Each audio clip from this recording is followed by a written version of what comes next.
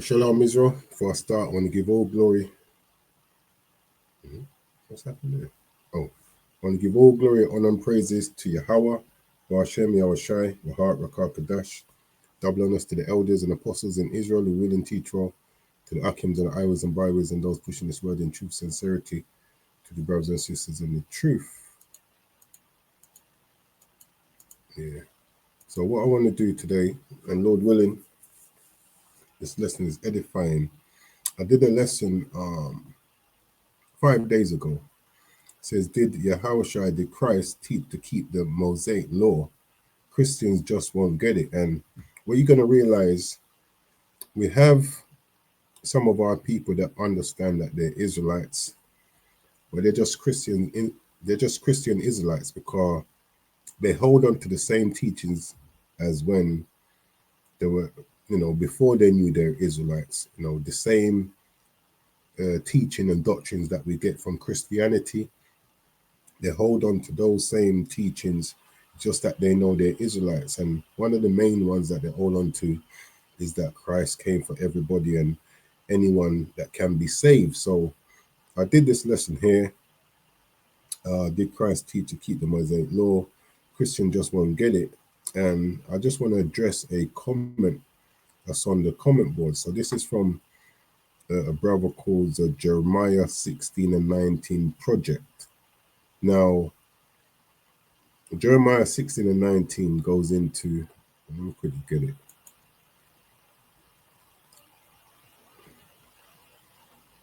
What's happened there now? It's lucky.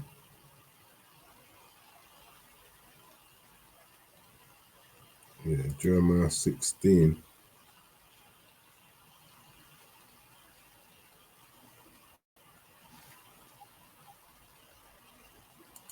And 19.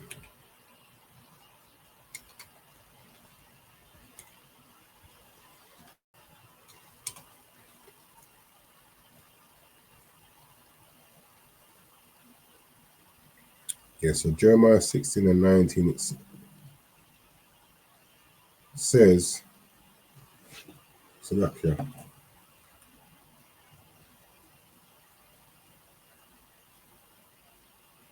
It says, O Lord, my strength and my fortress and my refuge in the day of affliction, the Gentiles shall come unto thee from the ends of the earth, and shall say, surely our fathers have inherited lies, vanity, and things wherein there is no profit. And it's not just the Gentiles, meaning those of the other nations, that's going to realize that they've inherited lies.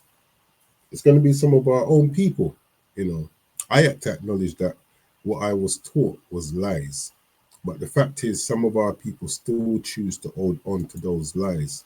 Yeah, so I just want to read the comment through, and then I'm going to address it. It says, a covenant was made with the biological Israelites. However, any person who lived among them that obeyed the Torah was considered the same as one who is homeborn. And then he quotes Exodus 12:48 to 49. If that were not true, then Yahweh would be a respecter of persons. He clearly states that he is not. Anyone who chooses to abide by the requirements of the covenant with Yahweh is in covenant with Yahweh. Now, there's no scripture that actually says that, but I'm just going to read it through first. It says, you read Deuteronomy 29, verse 1 through to 13, inserting your exegesis along the way. Conveniently, you chose to stop there because the next two verses, which would be 14 and 15, completely undermine your position. Not only have you inserted your agenda into the parts you read, you neglected to read the parts that prove your position is flawed. That's exactly the problem Yeshua had with the Pharisees. Says you did the same thing when you read Deuteronomy 7. It says, verse 9 says that Yahweh keeps the covenant with those who love him and keep his commandments. That is a requirement to be in the covenant. The sons of Israel intermarried with the Egyptians and with people of other nations as well. After 40 years, it was far from a pure bloodline. In fact, they dressed and behaved like Egyptians more than Israel Oh Lord, I missed that. More than Israelis. It says, I don't even know if this is our people. Probably not if you're saying Israelis. It says, in fact, they dressed and behaved like Egyptians more than Israelis because Yahweh had not given them the Torah. What was I reading? How did I miss all of this? Of all the possible idols they could have made in the wilderness, why did they chose Apis? I don't know what the hell that is. Maybe that's that bull. It says nations were identified by the god they worshipped. A person living among the Ammonites worshipped Molech. The Moabites worshipped Chemosh. The ethnic identity of every nation centered around the collective worship practice, their collective worship practices. A person living among Israel became the same as native Israeli. This definitely ain't no Israelite. It says a person living among Israel became the same as a native Israeli once they began observing the Torah and were circumcised. So let's see if everything this person here says is true. So I want to address, it says a covenant was made with the biological Israelites. That's true. Exodus 24. It says all. Actually, I don't even need to go there. Deuteronomy 29. Yeah. Deuteronomy 29. These are the words and one. These are the words of the covenant which Yahweh commanded Moses to make with the children of Israel. And that covenant, let me go here. Exodus 24.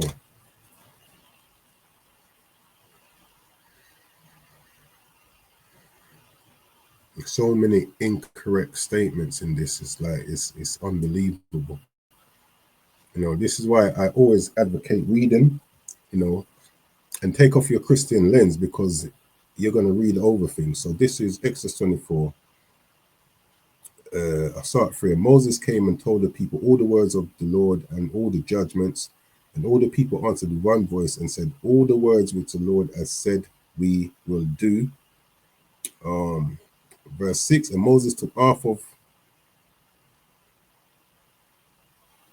and he sent, verse 5, and he sent young men of the children of Israel, which offered burnt offerings and sacrificed peace offerings of oxen unto the Lord. And Moses took half of the blood and put it in basins, and half of the blood he sprinkled on the altar. And he took the book of the covenant and read it in the ordinance of the people, who, the 12 tribes of Israel. And they said, all that Yahweh has said we will do and be obedient. And Moses took the blood and sprinkled it on the people, the Israelites, and not Israelis, and said, behold the blood of the covenant which the Lord has made with you concerning all these words.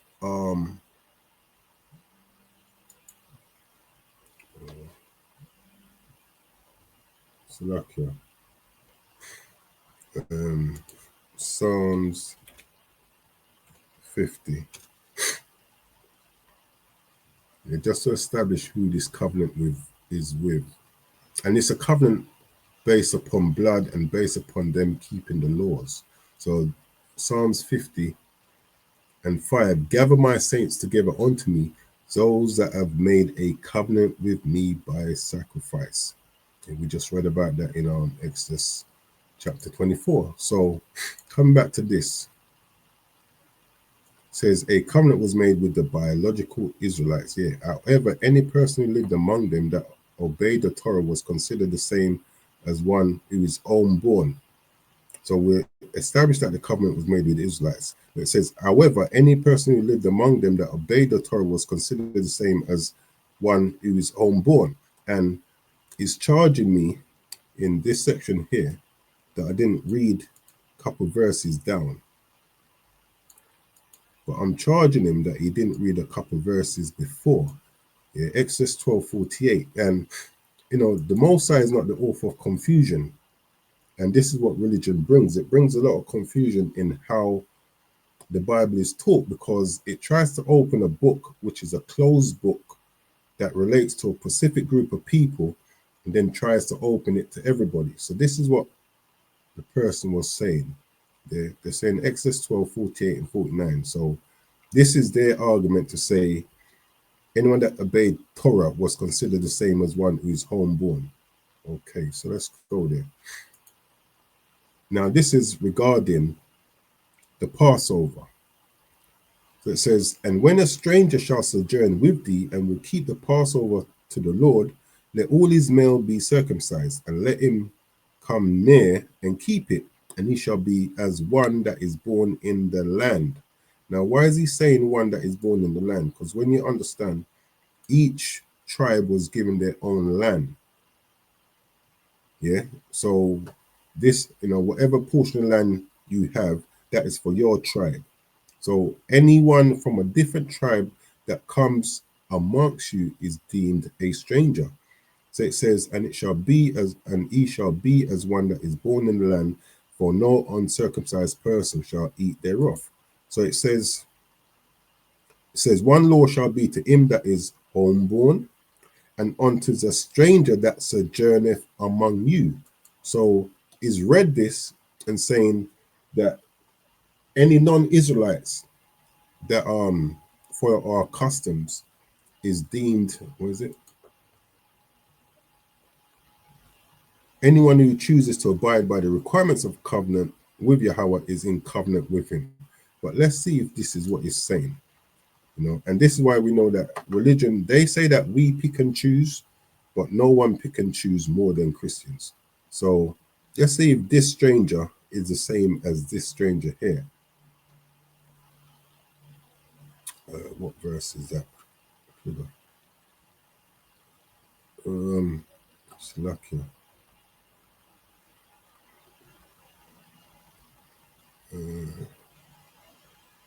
All right, this is Exodus 12,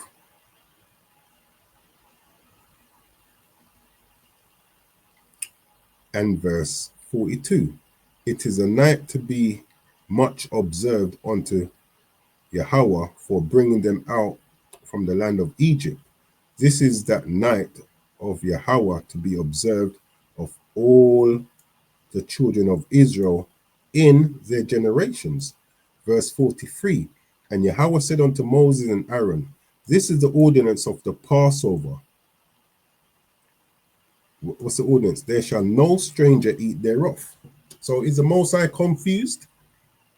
Because in verse 43 it says, no stranger shall eat of the Passover. But then in verse 48 and 49 it's saying, and when a stranger shall sojourn with thee and will keep the Passover to Yahweh, let all his male be circumcised. Yeah. This is two different strangers. These here in verse 43, the strangers that can't eat of the Passover are non-Israelites. The stranger in verse 48, and this is why we need to understand, I think this verse of 2 Chronicles 30. Watch this.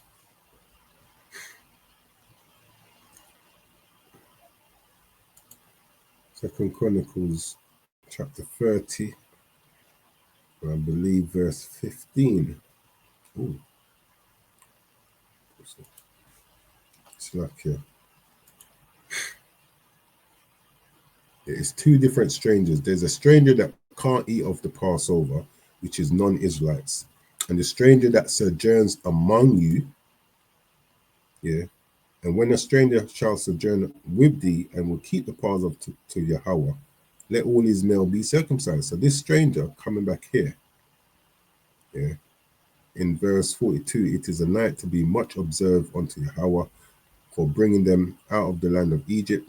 This is that night of Yahweh to be observed of all the children of Israel. That's who used to observe the Passover. Yeah, and then he's telling you the next verse, no stranger Slakia shall eat of the Passover, because there was non-Israelites that came out with us. And there's a purpose in the Passover anyway, but let's come here. This is 2 Chronicles 30.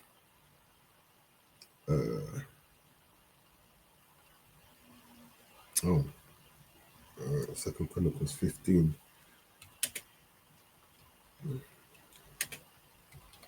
And verse 8.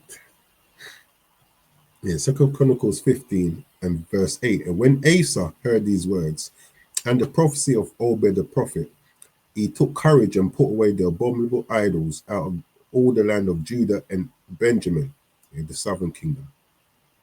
Yeah. And out of the cities which he had taken from Mount Ephraim, and renewed the altar of Yahweh that was before the porch of Yahweh. Watch this.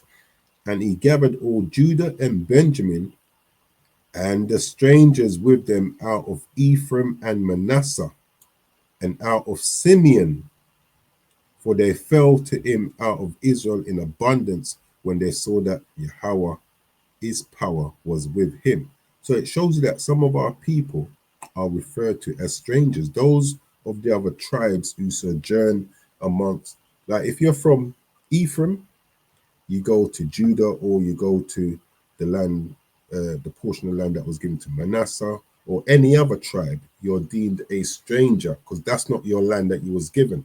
It's that simple. This is why when we read in Exodus 12 and 48, this stranger that sojourns among you are those of your brother that has come to your given land. We hadn't been given this yet, but the Lord has given us the law on how things work. I mean, we hadn't been given our portion of the land yet, but the Lord is letting us know that if your brother dwells amongst you, someone of another tribe, is deemed a stranger, and he can eat the Passover as long as he's circumcised. This is why in verse 43, this stranger here that can't eat of the Passover are non-Israelites. It's that simple. It's just basic reading comprehension. And what was the purpose of the Passover anyway? Let me see if I can find it.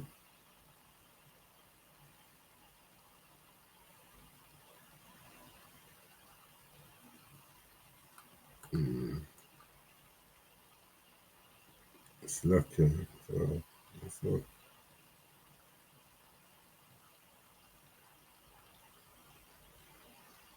All right, this is a memorial of redemption. Exodus 12:23, for Yahweh will pass through to smite the Egyptians, and when he seeth the blood upon the lintel and on the two side posts, Yahweh will pass over the door and will not suffer the destroyer to come in unto your house to smite you. And ye shall observe this thing for an ordinance to thee and to thy sons, plural, descendants forever. And it shall come to pass when ye be come to the land which Yahweh will give you, according as he has promised, that ye shall keep this service. And it shall come to pass when your children shall say unto you, what mean ye by this service? That ye shall say, it is the sacrifice of Yahweh's Passover. You pass over the houses of the children of Israel in Egypt, when he smote the Egyptians and delivered our houses, and the people bowed the head and worshipped. Yeah. So this is the purpose of the Passover, for the children of Israel to remember what the Lord did when he delivered us. That's why it says in verse 43, is it 43? Yeah. No stranger shall eat thereof, because it doesn't relate to them. It's that simple. So what else? It says, if that were not true, then Yahweh would be a respecter of persons. Now, when it comes to being a respecter of persons, yeah, that is dealing with judgment. This is Deuteronomy.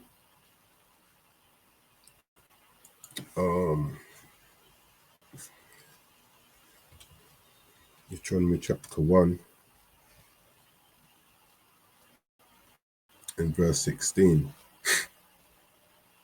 And I charge your judges at that time, saying, hear the cause between your brethren, and judge righteously between every man and his brother, and the stranger that is with him. Ye shall not respect persons in judgment. See? That's what is not a respecter of persons. Yes, we're his chosen people, But when you read Daniel 9 and 12, it tells you that no other nation, or 14, that no other nation has been through what we've been through. Why? Because he said, if you don't obey, this is what's going to happen. So we could be his chosen little more. If we don't obey, he's going to pass judgment upon us. So it says, ye shall not respect persons in judgment, but ye shall hear the small as well as the great. You shall not be afraid of the face of man, for the judgment is the Most High, and the cause that is too hard for you, bring it unto me, and I will hear it. Now, with that said, Exodus chapter 2. I got it here. Exodus chapter 2 and verse 24. And the Most High heard their groaning, the Israelites. I'll start at 23. And it came to pass in process of time that the king of Egypt died, and the children of Israel sighed by reason of the bondage, and they cried, and their cry came up unto the Most High by reason of the bondage. And the Most High heard their groaning, and the Most High remembered his covenant with Abraham, with Isaac, and with Jacob. And the Most High looked upon the children of Israel and had respect unto them. Let's get another one. This is Baruch. No, Wisdom of Solomon.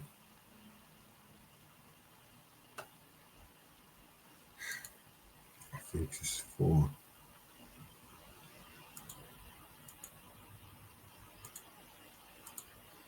Wisdom of Solomon chapter 4 and 15. Yeah. This the people saw and understood it not, neither laid they up this in their minds, that his grace and his mercy is with his saints. Now I read who the saints were in Psalms 50 and 5. Gather my saints together, all they that have made a covenant with me by sacrifice. So his grace and mercy is with his saints. Who was that? The Israelites. And that he has respect unto his chosen. Yeah. If the most weren't a respecter of person in the sense that this person is trying to speak, he wouldn't have a chosen people or chosen seed line in the first place. Everyone would be on equal keel. But that's not the case. Yeah. So when it says he's not a respecter of persons, that's in judgment. Now, the next one says, you read Deuteronomy 29 through verse 13, this is 1 to 13. Inserting your exegesis along the way. Conveniently, you chose to stop there, meaning at 13, because the next 2 verses completely undermine your position. Not only have you inserted your agenda into the parts you read, and we're going to see who's inserting their agenda, you neglected to read the parts that prove your position is flawed.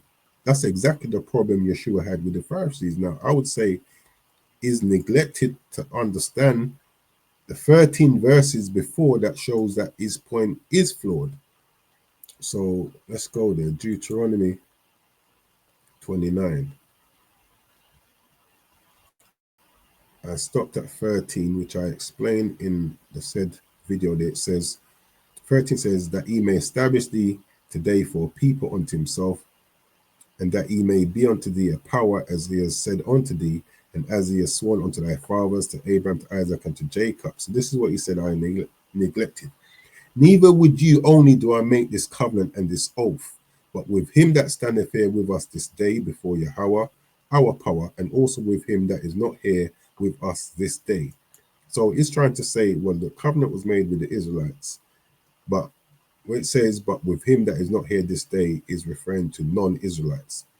But let's go back. Deuteronomy 29 and 1. These are the words of the covenant which Yahweh commanded Moses to make with the children of Israel. So the covenant is with the children of Israel. But why does it say, neither with you only do I make this covenant and this oath, but with him that standeth here with us this day before Yahweh, our power, and also with him that is not here with us this day. Reading comprehension.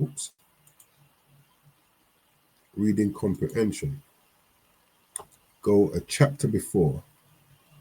So this is Deuteronomy chapter 28 and 15. So this is the covenant. Verse 1 gives you the first part of the covenant. Verse 15 gives you the second part.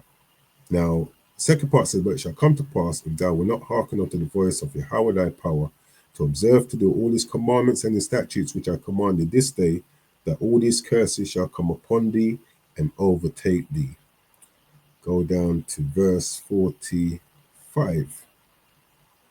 Moreover, all these curses shall come upon thee and shall pursue thee and overtake thee. Remember, this is made with those who are there that day, till thou be destroyed, because thou hearkenest not unto the voice of Yahweh thy power, to keep his commandments and his statutes which he commanded thee. And they, the curses, shall be upon thee for a sign and for wonder, watch this, and upon thy seed forever. So those who were not there, that covenant still pertains to them. That's why it says, going back to 29 and verse 14,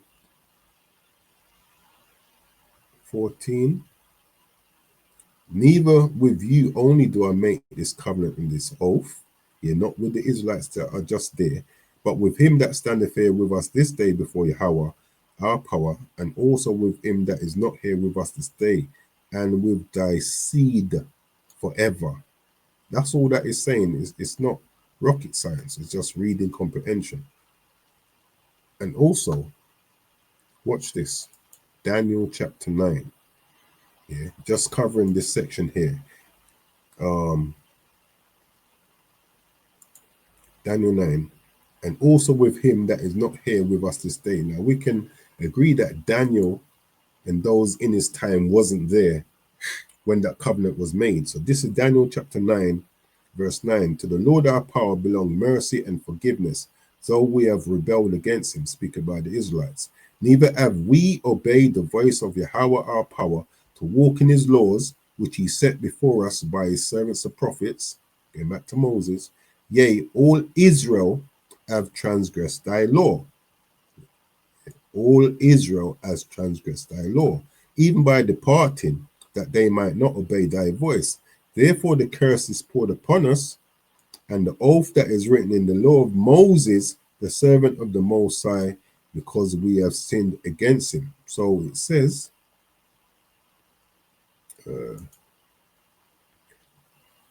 neither with you only do I make this covenant and this oath, but with him that standeth here with us this day before Yahweh our power, and also with him that is not here with us this day. The blessing and the curses. Those oaths was made with who? Not just those that was there that day, but with those that come after, even to us today. And also with him that is not here with us this day, because we weren't there. So this is why Daniel can say, yea, all Israel have transgressed thy law, even by departing, that they might not obey thy voice. Therefore the curse is poured upon us. Daniel wasn't there, but the curse is upon him. Why? Because it's also made with those that are not there that day. And the oath that is written in the law of Moses, because the oath was made with who? Going back to verse 1. These are the words of the covenant which Yahweh commanded Moses to make with the children of Israel in the land of Moab. The covenant was made with the children of Israel. Now, those living amongst us couldn't live how they wanted.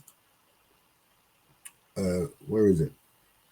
So going back to this section here, it says, however, anyone who lived among them that obeyed the Torah was considered the same as one who is own born. That's incorrect. Let's see if that's what the scriptures teach.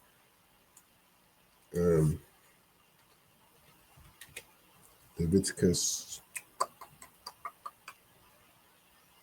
25.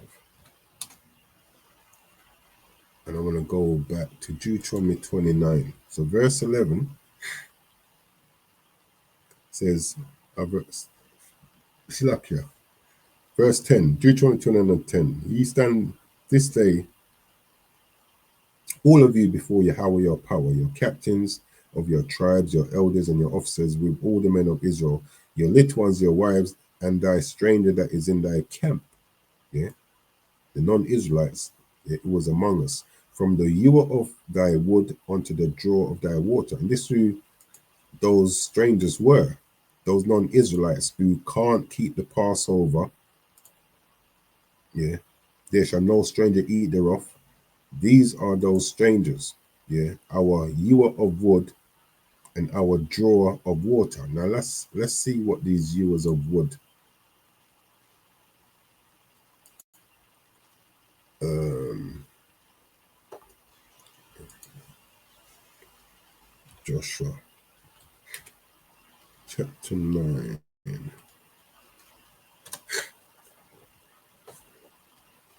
Now the account, in short, was told to destroy certain nations, and these guys heard what was happening.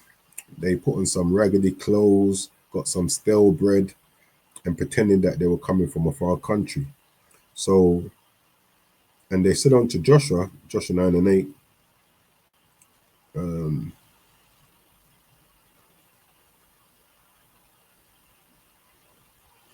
start Joshua 9 and 6. And they went to Joshua unto the camp of Gilgad and said unto him and to the men of Israel, we be come from a far country, now therefore make ye a league with us. And all the men of Israel said unto the Hivites, peradventure ye dwell among us, and how shall we make a league with you? Yeah, like, what is the benefit of you making a league with us? And they said unto Joshua, we are thy servants. And Joshua said unto them, who are ye, and from whence come ye? And they said unto him, from a very far country thy servants are come because of the name of Yahweh thy power, for we had heard the fame of him and all that he did in Egypt. So they've tricked us to make us think that they've come from a far country. They're telling them what happened, and we've made a league with them. Yeah. So it says, I start verse 13, and these bottles of wine which we filled were new, and behold, they be rent. And these our garments and our shoes are become old by reason of the very long journey. And the men took of their victuals and asked not counsel at the mouth of Yahweh. And Joshua made peace with them and made a league with them to let them live. And the princes of the congregation swear unto them. Now, when we jump down to verse, because what happened, we found out that they had lied, that they were lying to us. But because we'd made a league with them, we couldn't go back on our word. Verse 24. And they answered Joshua and said, because it was certainly told thy servants how that Yahweh thy power commanded his servant Moses to give you all the land and to destroy all the inhabitants of the land from before you. Therefore we were so afraid of our lives because of you, and have done this thing. And now, behold, we are in thine hand, as it seemeth good and right to thee to do unto us. And so did he unto them, and delivered them out of the hand of the children of Israel, that they slew them not. And Joshua made them that day ewers of wood and drawers of water for the congregation, yeah, for the congregation and for the altar of Yahweh, even unto this day, in the place which he should choose. On this another verse I want.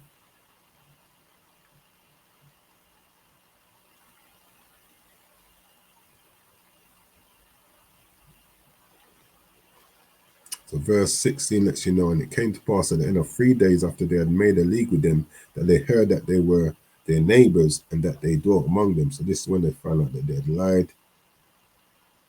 The congregation was complaining because of the league, but we couldn't go back against our word. Verse 19, but all the princes said unto all the congregation, we have sworn unto them by Yahweh, power of Israel. Now therefore we may not touch them. This we will do to them. We will even let them live, lest wrath be brought upon us because of the oath which we swear unto them.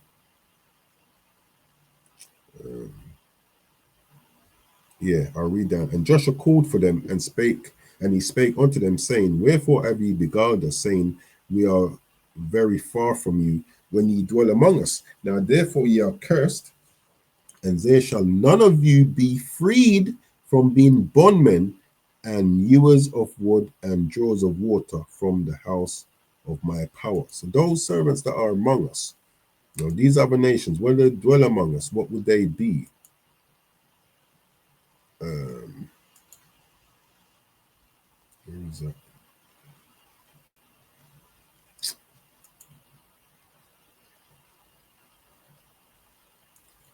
Deuteronomy 29. Yeah. Deuteronomy 29. And your lit ones, your wives, and thy stranger that is in thy camp, from the ewer of thy wood unto the draw of thy water. Yeah. Those strangers that are ewers of wood are bond servants. Going back to Leviticus 25, and I'll start at verse.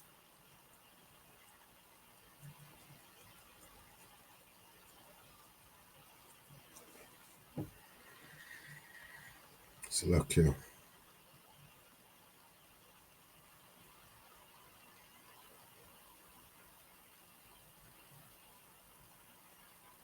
Um, 25, Leviticus 25 and 39. And if thy brother that dwelleth by thee be waxen poor, and be sold unto thee, thou shalt not compel him to serve as a bond servant. That would be like a ewer of wood and a drawer of water.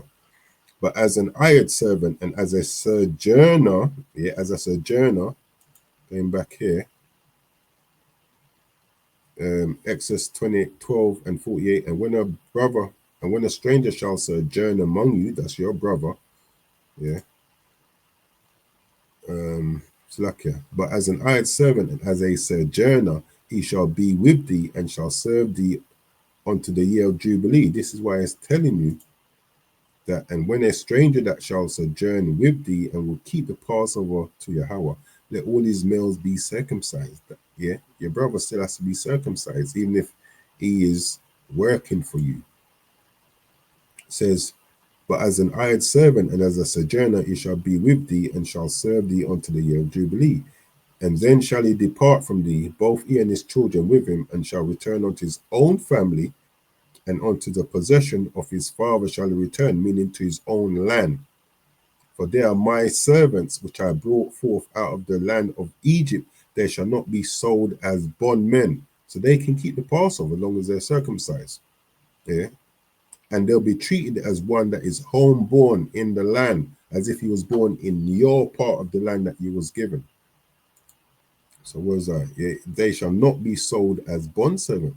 Thou shalt not rule over him with rigor, but shall fear thy power. Both thy bondmen and thy bondmaids, which thou shalt have, thy ewer of wood, um,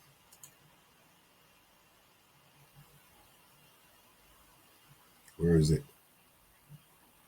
The ewer of wood and drawer of water. It says, both thy bondmen and thy bondmaids, which thou shalt have, shall be of the heathen. Yeah, these are the Israelites that can't eat of this the Passover. There shall no stranger eat of the Passover. It says, both thy bondmen and thy bondmaids which thou shalt have shall be of the heathen that are round about you. Of them shall ye buy bondmen and bondmaids. Moreover, of the children of the strangers that do sojourn among you, of those same heathen, of them shall ye buy, and of their families that are with you, which they begat in your land, and they shall be your possession. Yeah, possession. And ye shall take them as an inheritance for your children after you, to inherit them for possession. They shall be your bondmen forever. Your ewer of wood unto the drawer of water. They shall be your bondmen forever, but over your brethren, the children of Israel, ye shall not rule one over another with rigor. Yeah, going back to the Exodus 12, that's why they can eat the Passover. Yeah. So those two are covered. The third part says, you did the same thing when you read Deuteronomy 7. Verse 9 says that Yahweh keeps the covenant with those who love him and keep his commandments. That is a requirement to be in the covenant. The sons of Israel intermarried with Egyptians and with people of other nations as well. After 400 years, it was far from a pure bloodline. In fact, they dressed and behaved like Egyptians more than Israelites, not Israeli, dude, because Yahweh had not even given them the Torah. How do you work that one out? Yet the law was given, like when we made the covenant, that was based upon us keeping the laws of all. the possible idols they could have made in the wilderness, why did they choose Apis? So that's probably the bull. So he had not given them, but that the covenant wasn't made then. The covenant was made with the children of Israel, as we read in Exodus 21, and when Moses came down and started to give us those laws. Okay? It was made, to go back there, Deuteronomy 21 and 9, 29 and 1, so like these are the words of the covenant which Yahweh commanded Moses to make with the children of Israel. Get that straight. That's what it was made with. It wasn't made with anyone who wants to keep the laws. If you lived among us, we had to keep laws. But let's go to Deuteronomy 7. It says, verse 9 says that Yahweh keeps his covenant with those who love him and keep his commandments. So let's see what it says. I'll start verse 6. For thou art an holy people unto Yahweh thy power. Speak by the Israelites.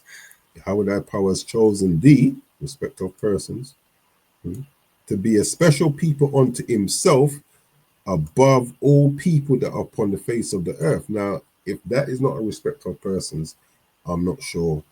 In this case, it's a respecter of peoples, plural, yeah, which are the Israelites.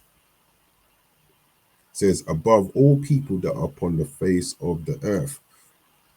Yahweh did not set his love upon you, nor choose you because you were more in number than any people, for you were the fewest of all people, but because Yahweh loved you, and because he would keep the oath which he had sworn unto your fathers, Israelites, as Yahweh brought you out with a mighty hand and redeemed you, Israelites, out of the house of bondmen from the hand of Pharaoh, king of Egypt. So this is the part he says, verse 9 says that Yahweh keeps his covenant with those who love him. Let's see if this person was keeping reading comprehension. So he's speaking to the Israelites. It says, because Yahweh loved you, and because he would keep the oath which he had sworn unto your fathers, as Yahweh brought you out with a mighty hand and redeemed you out of the house of bondmen from the hand of Pharaoh, king of Egypt. Who's he speaking about? The children of Israel. Know therefore, the children of Israel, know therefore that Yahweh thy power, because he's our God, he is power, Shalakia, the faithful power, which keepeth covenant and mercy with them that love him and keep his commandments to 1,000 generations. Who's the them that love him and keepeth covenant, keepeth commandments to 1,000, keepeth covenant and mercy with them that love him and keep his commandments to 1,000 generations. Deuteronomy 29 and 1. These are the words of the covenant which Yahweh commanded Moses to make with the children of Israel. So keeping it in context, it says, which keepeth covenant and mercy with them that love him is the Israelites. Oh Lord. And this is what happened when you try to open a book that pertains to one group of people and make it universal. Deuteronomy 10 and verse 12. And now, Israel, what does the Lord thy power require of thee, but to fear the Lord thy God, to walk in all his ways, and to love him, and to serve the Lord thy power with all thy heart and with all thy soul. Yeah, this is what we're meant to do, to love him, to love him and to serve him with all our heart and with all thy soul, to keep the commandments of the Lord and his statutes which I commanded this day, for thy good. Who's this speaking to? The Israelites. So this is what he's saying here in Deuteronomy 7 verse 9. Know therefore that Yahweh thy power is power, the faithful power which keepeth covenant and mercy with them. Who's the them? The Israelites. Let's keep it in context. That love him and keep his commandments to 1,000 generations. So this person has taken it all out of context, just chose to isolate verse 9, where it says, which keep covenant and mercy with them that love him and keep his commandments to 1,000 generations, ignoring who the them is. Verse 6. Above all people upon the face of the earth, for thou art an holy people unto Lord thy power. Yahweh thy power has chosen thee to be a special people unto himself above all people upon the face of the earth. He goes on to tell them, know therefore that Yahweh thy power His power, the faithful power which keepeth covenant, was a covenant made with the Israelites. And mercy, who is it for? The Israelites, Isaiah 14:1. With them that love him, them, the Israelites, that love him and keep his commandments to 1,000 generations, and repayeth them that hate him to their face to destroy them. He will not be slack to him that hateth him. This is why it says he's not a respecter of person. Because if you don't keep his commandments, all those curses are going to come upon you. He will pay him to his face. Thou shalt therefore keep the commandments. Who? Who's he speaking to? Yeah, from verse 9. Yeah, who's he speaking to? Thou shalt therefore keep the commandments and the statutes and the judgment which I commanded thee today to do them. Deuteronomy 10, verse 12. To keep the commandments, 13, to keep the commandments of the Lord and his statutes which I commanded this day for thy good. Yeah, the Israelites. It's that simple, man. It's that simple. Is that it? Nation identified words.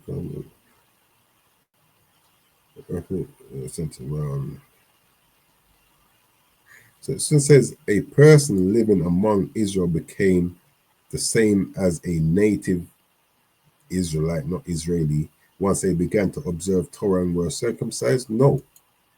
If you lived amongst us, you had to keep our customs. You couldn't live how you wanted to live, serving and worshiping your own God whilst living among us. No, you had to. But if you lived among us, what would you be?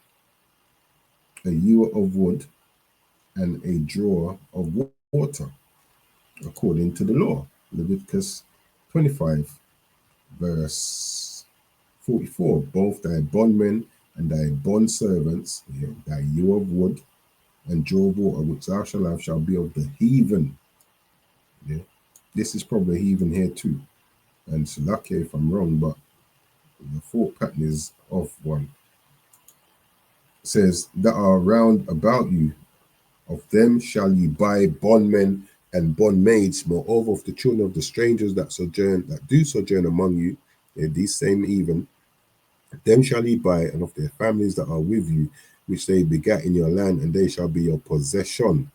And ye shall take them as an inheritance for your children after you, to inherit them for possession. They shall be your bondmen forever. But over your brethren, your brother, and who's that? Guess who our brethren is? Let me just go straight there. Deuteronomy 15. Deuteronomy 15. Let's see who our brethren is. 15 and 12. And if thy brother, a Hebrew man or a Hebrew woman, be sold unto thee and serve thee 6 years, then in the 7th year thou shalt let him go free from thee. Going back to the law. So it says, and ye shall take them as an inheritance, Leviticus 25:46, for your children after you, to inherit them for possession. They shall be your bondmen forever. But over your brethren, yeah, an Hebrew man or an Hebrew woman, but over your brethren, the children of Israel, ye shall not rule one over another with rigor. You see, it's that simple, man. It's that simple. So these other nations dwelling among us is not going. Let's see prophecy. Let's see prophecy. Isaiah 14. Let's see if that's incorrect according to prophecy. Isaiah 14:1. For the Lord will have mercy on Jacob. Then he say he'll have mercy. It says Deuteronomy 7:9. Know therefore that the Lord thy power is power, the faithful power which keepeth covenant and mercy with them that love him, and keep his commandments to 1,000 generations. And you know what? Let me bring out another precept on that 1,000 generations.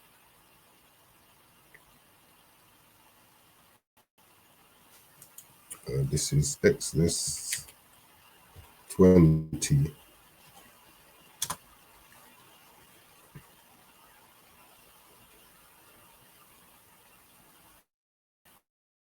Exodus 20. I'll start at 3. Thou shalt have no other gods before me. Thou shalt not make unto thee any graven image or any likeness of anything that is in heaven above, or that is in the earth beneath, or that is in the water under the earth. Thou shalt not bow thyself down to them, nor serve them, for I, Yahweh thy power, am a jealous power, visiting the iniquity of the fathers upon the children, unto the third and fourth generation of them that hate me. These were laws given to the Israelites. So when it says here, know therefore, Deuteronomy 7 and 9, that Yahweh thy power is power, the faithful power, which keepeth covenant and mercy with them that love him and keep his covenants unto 1,000 generations. Because if you don't, he's going to even repay you, even unto the third and fourth generation. And who's that speaking to? The Israelites. So Isaiah 14 and 1, for the Lord Yahweh, for Yahweh will have mercy on Jacob and will yet choose Israel and set them in their own land, and the strangers, the other nations, because we're not saying that non-Israelites ain't going to be among us, but in what capacity? And the strangers shall be joined with them, and they shall cleave to the house of Jacob, and the people shall take them and bring them to their place, and the house of Israel shall possess them. Going back to the law. And you shall take them as an inheritance for your children after you, to inherit them for a possession. For how long? I will lamb. This Bible is beautiful. And the people shall take them and bring them to their place, and the house of Israel shall possess them, the said strangers, in the land of Yahweh for servants and handmaids, hewers of wood and drawers of water, and they shall take them captives, whose captives they were, and they shall rule over their oppressors. So, we are always charged with taking scriptures out of context, cherry picking, but you can clearly see, going through the scriptures and going through the arguments this comment board person made, I can clearly say they've inherited lies. That's why they are Jeremiah 16:19 project. They've inherited lies, and we need to throw away those lies. If you're an Israelite, throw away those lies, man. If you're not an Israelite, you've inherited lies, just like our people inherited lies, and we're throwing away those lies and bringing out the truth. So, Lord willing, this lesson was edifying. With that, I'm going to close out. I'm going to give all glory, honor, and praises to Yahweh, Hashem, Yahushai, Wahar, Rakah, Kadash, Kwam Yasha Allah.